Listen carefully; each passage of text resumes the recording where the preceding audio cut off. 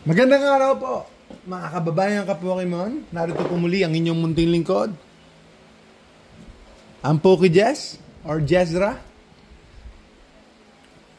Mag-open po tayo ng Meddling Sparks. Tuloy-tuloy lang po tayong nasa sealed collecting, sealed investing. Pero paminsan-minsan or for content purposes, para po makatulong po tayo sa hobby, makatulong po tayo sa community natin. Ipapakita natin yung ibang mga boxes. Ano po ang kasama sa mga boxes? Ano po ang mga packs na nandito po sa Meddling Sparks. Meddling Sparks Premium Collection. Meron siyang Scizor EX, Luxray at saka Luxray EX. So yan po yung Meddling Sparks Premium Collection. Kayo po ay mag-subscribe at mag-like, comment po kayo sa ating maliit na channel para masuportahan niyo po kami, mga kaibigan, mga ka-Pokemon. Tunay nga na Mission Impossible po tayo. Mission Impossible po talaga tayo, mga kaibigan. Kasi ang lit lang po natin. Pero sinisikap nating makatulong po sa community at mag-grow din po tayo over time. Sa tulong po ninyo, mga kababayan ka-Pokemon, para meron namang Filipino version, Pinoy version tayo na Pokerev, di ba?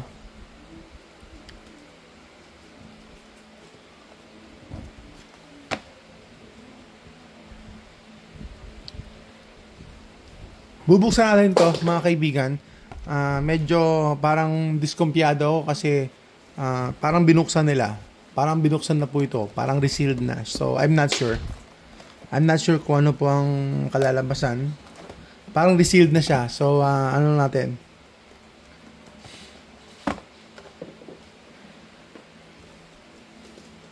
Makita natin kung talagang resealed siya o hindi. So, bago pa man, meron na siyang creases. Ayun, parang pinilit na siyang buksan. So, double tape po siya, double tape. So, meron na siyang punit dito. Yan, meron siyang punit before pa. Kakalungkot naman.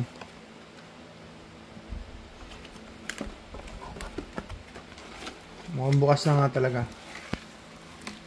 So, yan po, mga kaibigan, no? Bukas na nga. O, yan, no? Tira niyo po. Open na po siya talaga. Unfortunately, yan po ang kwento. Naku po. Ayan. Hindi po fair. Siguradong wala na yung important cards dito. Walang iniwan. Talagang bukas lahat. So, meron siyang Scarlet Violet. Meron siyang Scarlet Violet na dalawa. So far, dalawa. 12 packs po ito. 12 packs. So, ito ang kwento, mga kaibigan, mga ka-Pokemon. Panay Scarlet and Violet itong nakikita ko. So, bilangin natin. Kung ano yung, wala na yung reverse. So, meron din Obsidian. May Obsidian. Ang daming Scarlet and Violet base set. Ang dami. So, unfortunately, yan ang kwento. Yan ang masakit dito. Lalo na kapag walang guarantee. Pero dito po sa Jezra, ay maaasahan po ninyo may guarantee. Nag-iwan pa ng Holo Rare. Siyempre yung hits talaga, yung pinaka-hits ay wala. Sigurado yan. Gumalaw naman yung video natin.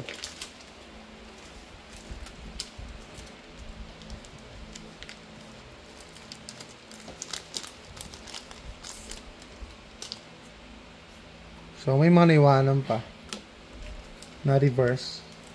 So, itabi natin ito reverse. Tignan natin, inspect natin lahat. Meron siyang Astral Radiance na pack.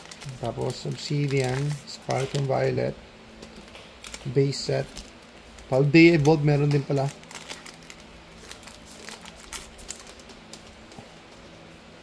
So, mukhang nahugot na.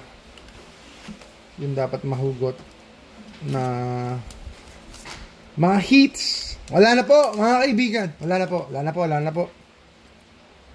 Dito po sa Jestra, never knew to my experience. At kung unlikely po na o kaya unfortunately na ma-experience niyo, guaranteed po tayo dito sa Jestra po ang inyong munting lingkod, mga kaibigan. Sikapin po natin. Pero once in a while talaga nangyayari po ito. So kahina-hinala, pero talagang yun na nga po yung kinalabasan.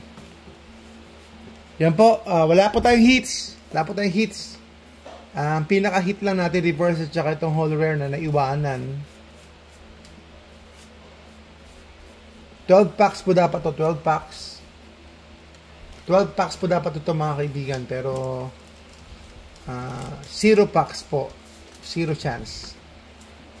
Sa mga hits po tayo dahil meron na po nauna kaya sa atin.